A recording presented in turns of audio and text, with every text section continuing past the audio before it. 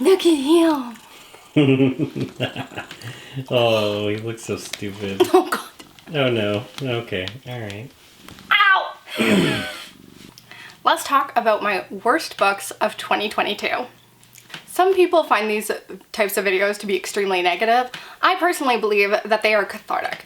I put in the effort of reading them, and therefore I have earned the right to bitch about them. Now, starting off with number 10, I can fully admit that what should probably be here is actually Broken Things. That's probably the true 10th worst book I've read, but personally, what I'm putting here is Where the Crawdads Sing by Delia Owens. Because while Broken Things is like technically a worst book, Where the Crawdads Sing pissed me off in a way that honestly, I'm not sure any other book on this list truly did, except for maybe number 1. It doesn't help that I just saw praise everywhere for this book, and I just feel like I gotta tip the scales a little bit, you know? First of all, somebody told me this was a thriller, and I really hope you step on a Lego today. I hope a bird poops on your car. I hope eggs cost $10 where you live today. There's nothing thrilling about this book, let me tell you that. So that's the first complaint. Let me get the good stuff out of the way because there's only one, and that is that Delia Owens is good at writing descriptions about nature. When she is describing the setting of the marshlands, it is good writing. That is the only good thing I can say about this book. The rest is trash. If you have somehow avoided this book and movie, basically it is about this girl named Kaya. She is different from everyone else. She's kind of a loner. She's had a really hard life. She lives in the marshlands. People judge her. They call her the Marsh Girl. That's basically the entirety of the book. I don't know what else to tell you. It's hard for me to just describe the ways in which I hate this. Let's start off with Jumper's character, which is, God, I'm gonna be really impressed if I'm actually getting these names right. But I mean, it felt like I was reading this book for eternity, so that might be why I know the names. And Jumper's character is just, this is something I thought we were done with. I thought we all agreed that these magical black characters who help the main white girl get through the world, like, I thought we knew that this was a bad trope and that we shouldn't do it anymore. I saw jokes about this trope back in the pilot for Community.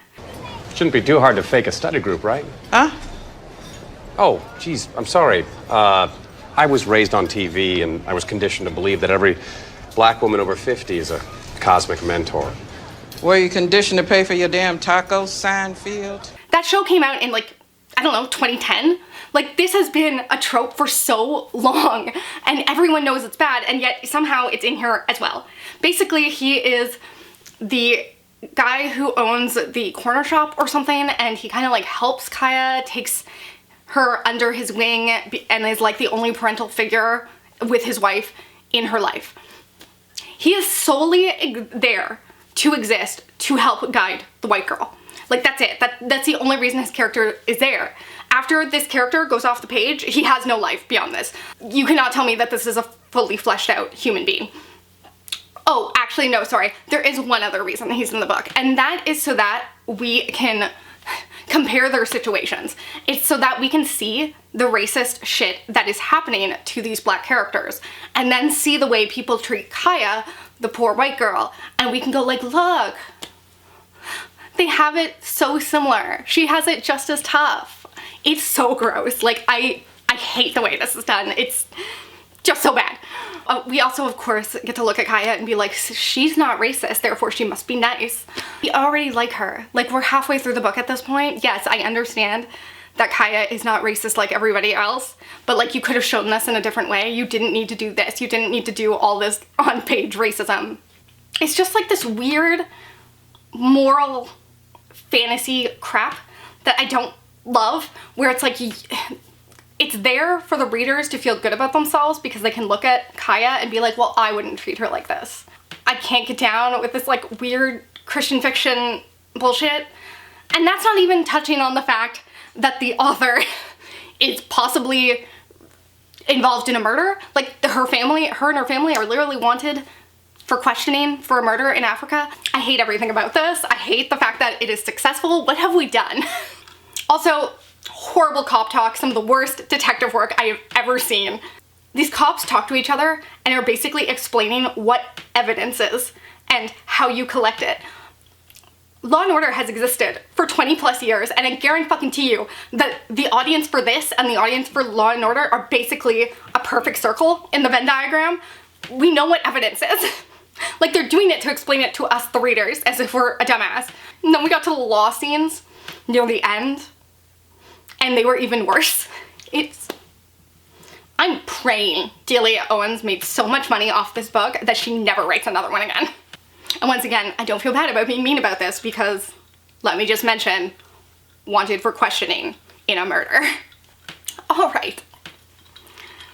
Getting on to things that I'm a little less angry about. Book number 9 is The Lost Village by Camilla Sten. Ah yes, this was the one with the scary stairs. So this book follows our main character as she and her ex-girlfriend decide to do this documentary on this quote-unquote lost village. It's an area where people used to live, but something happened and nobody quite knows what, and one day all of a sudden everyone was just gone. And so now they're going back to this place all these years later and like trying to figure out what happened. Somebody sprained their ankle on some stairs early on in the book, and that becomes like a big thing. But from that point forward, they mention like walking upstairs and how dangerous it is and how scared they are. I don't know, at least 20 times. Like, it has to be upwards of 20 times. Like, the scariest thing in this entire book are walking up these stairs, because there was no atmosphere other than that, which was kind of surprising. Like, the idea of these like abandoned communities, like, that just seems so spooky. You think that something there would be scary other than shitty carpentry, but there is a past storyline where you're starting to see the lead up to what happens. And that storyline was a little more interesting, but any tension that that storyline was building just completely went away once we came back into the present, where everyone was just walking around looking at nothing, trying to find their missing person, because like every once in a while somebody would go off on their own and get lost or whatever. It was bad. I did enjoy the ending for what it was, which is why this ended up at the 9th place instead of higher up on the list. Because while this was bad, at least it had some redeeming features, I guess. But personally, I would skip out on this one. Okay, now everything past this point, from 8 and above, were all 1 stars. That's not something I can usually say. I rarely give 1 stars, but this year, I don't know if I just read worse books or if I'm just getting used to shitting on things, I don't know. But here we go with my first 1 star, which is at number 8, we have A Lesson in Vengeance by Victoria Lee. I really wanted to love this one. This is YA, dark academia, witchy vibes. I'm blanking on any sort of actual plot. And I think that was honestly my biggest problem with the book, was it didn't really feel like there was any forward momentum. Me and a friend Betty read this together, and I kept being like, where's this going? Like, what are we doing? Are we investigating something? Like, what's happening here? Once I got to the end of the book, there was nothing really that good I could say about it. There was one character whose arc I enjoyed, but even that felt very messy. It was kind of hard to follow. I just felt like this book kind of had nothing. Like, it was just like a bunch of disparate parts that never fully came together to make a cohesive story. And honestly, that's kind of true of the next one as well, and that is at number 7, The Night Will Find Us by Matthew Lyons. This book was very strange and very similar, like I said, to the last one, where I just could never figure out fully what was going on. This was a YA horror, a bunch of friends go into the woods and something starts attacking them. What I remember is that the book starts off with a bang, but not in a good way. One of these friends gets really, really mad out of nowhere, and I'm pretty sure the character pulls out a gun and like tries to shoot someone else. It just felt so random, so completely out of nowhere, that I had a really hard time buying into the rest of the story after that. I cannot tell you what happened through the middle of this, because it was hard to follow. I didn't care about any of the characters. I remember the ending, and I remember it being paranormal and kind of coming out of nowhere, and once again, just being like, what the fuck was that? I have nothing good to say about it, but it is YA, and I feel like I have much angrier feelings about the more adult books coming in the rest of this list. Number 6 is The River at Night by Erika. This follows a group of women and they go whitewater rafting and hiking. It's just like one of these friends kind of gets the rest of her girlfriends together and kind of forces them to go on this trip with her. These women were awful to be around. You cannot, for the life of you, figure out why they would ever spend any time around each other. And not only do they not seem to want to spend time around each other, you as the reader don't want to spend time around them either. And they're not bad in interesting ways. You know, they're not like morally gray or anything like that. They're just annoying and petty and shitty to each other. And I've read plenty of books with group dynamics like this, where as a reader I don't really like them, but it's usually in the horror genre, and so I can look forward to watching them be murdered. With this being a thriller, I kind of knew I was in it for the long haul, and I was literally gonna have to spend this entire book with at least one of these characters, and let me tell you, it was not an enjoyable experience. This book definitely has more action than intrigue or mystery. Their rafting trip kind of goes awry, and they end up like having to fight for their life in the jungle. There's like survival situations. Where the book really lost me was they find these people in the jungle who have been camping out there their whole lives. And the whole thing just left a really icky taste in my mouth. Like, I just didn't love the way it was handled. That whole like barbarian away from civilization sort of storyline is just, it's always pretty tasteless. And it certainly wasn't done any better here. All right, getting into my top 5 worst books of the year. These are the ones that truly make me upset. Number 5 is Audition by Ryu Murakami. I was so excited for this one, and I could not have been more let down. So this is a translated work, and this is a very, very classic horror staple, I feel like. I actually don't know how popular the book is, but I know that the movie is like iconic. And that was why I went into reading this book. It's because I've always wanted to watch a movie, but then I found out there was a book and I was like, well, clearly I need to read that. This book follows along with a man who decides to pretend that he's a film director, and he's basically auditions women for his fake film, but in reality he's auditioning them to be his future wife. So that's kind of like a gross premise in and of itself, and the author is clearly aware of that. He is not trying to make you believe that this is okay in any way. But you do spend like the first 80% of the book doing that, which was not what I wanted in any way. There's a period of time where he finally like does meet the woman and goes on a date with her, and then like he kind of screws things up, and basically the book takes a gigantic left turn in the last like 15%. But it feels so entirely out of nowhere, which once again, I could get down behind, but there was no justification. There was no real reasoning for it. It was basically one sentence where they said, this is why she acted the way she acted. And I just, like, that's not enough. I wanted to buy into it. I wanted to believe it. Just the way it was presented with no real expanding upon it. It felt like, first of all, why did I read this book? Just to get to like one chapter of like good shit. Didn't love that. I wanted to. I still haven't watched the movie. I really think I'm probably going to enjoy that more. But at this point, I shouldn't get my hopes up. Coming in at number 4, Home Before Dark by Riley Sager. Everyone somehow puts this as their favorite Riley Sager book, and like, what the fuck was I reading? Because I swear to Christ, it was a totally different book than the rest of you. I'm angry. I have now read the first 4 books that he put out, and I've had such a like whirlwind experience with those books, and I no longer trust him as a writer because this book sucked. Okay, so this book is about our main character who, once upon a time, she basically lived in like the Amityville horror house. Something bad, possibly spooky, went on. Her dad wrote a book about it. The book became an international sensation, and now everyone knows about her and this house and whatever spooky shit happened in it. Now it's like a million years later, and she's coming back and trying to figure out what happened. I think she's gonna like flip the house and sell it or something after her dad dies. Maybe he's still alive, I can't remember. First of all, this woman is a brat. I literally cannot stand her through the entire book. She non-stop fucking complains about, like, her parents putting her through this because they wrote this book and whatever. Now everyone stares at her and asks her about her childhood or something, and I'm just like, who cares? Like, seriously, that's your big burden? Okay. And then one of my biggest issues with Riley Sager's work is stop introducing love interest, you suck at it. The man in every single book just has to shove a love interest there.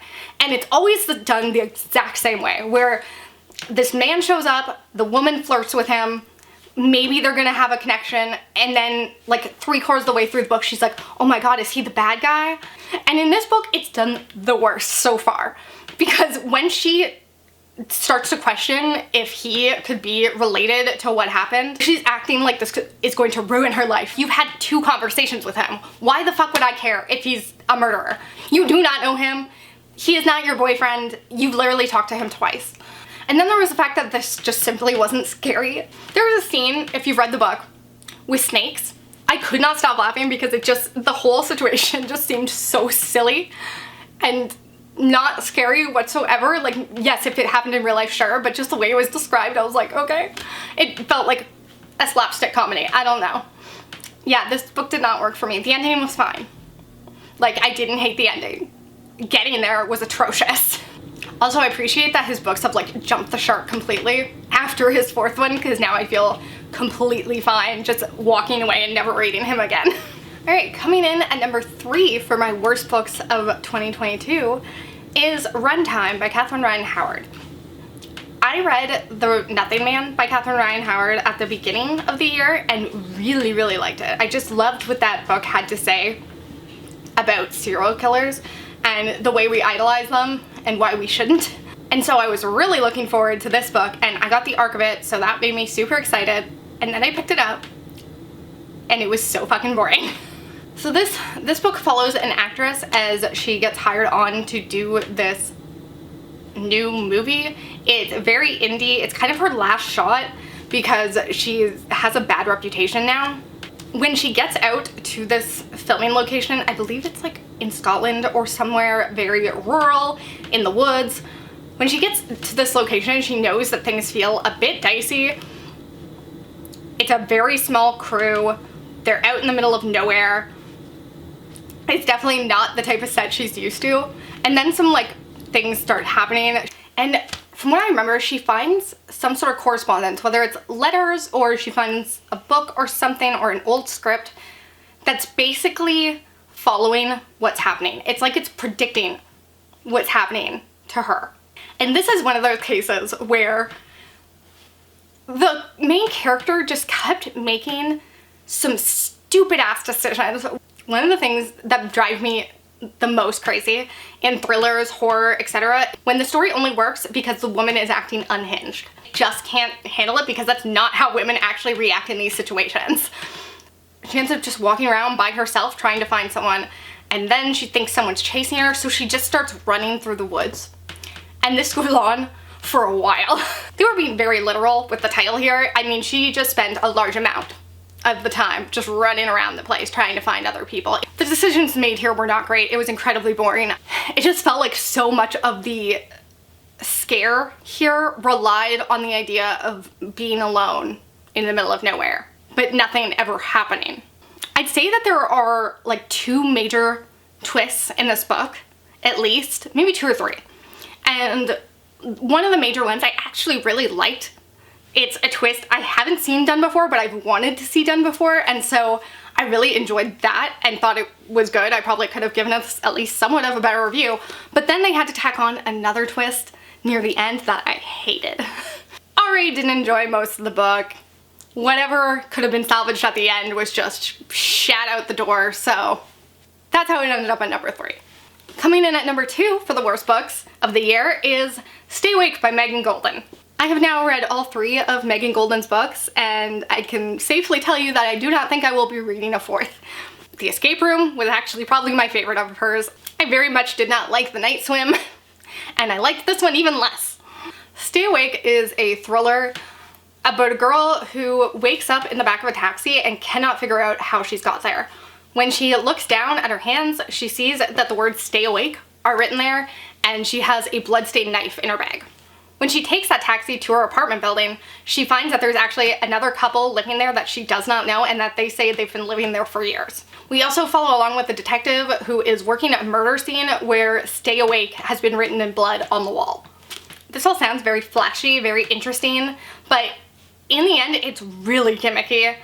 This idea of a character who like can't remember things, who has to memento her life back together, that's the type of premise that I always go for and almost always lets me down because there's a reason it's there, and it's because the mystery itself is not strong enough to be a book without it. This mystery is actually exceedingly dull. We follow along with this character as she tries to piece her life back together, but we also go back in time to her past and kind of follow the events up to when they happen. And then there's also the detective point of view that I cannot for the life of me figure out why is there. This detective point of view does nothing but, I guess, feed us some information, but she is not a person. She's not a character. She's just existing as an exposition machine. There are so many red herrings thrown at you that you will see are red herrings right away. Like you can just, they are translucent. You can see right through them. It is so obvious that they're not going anywhere.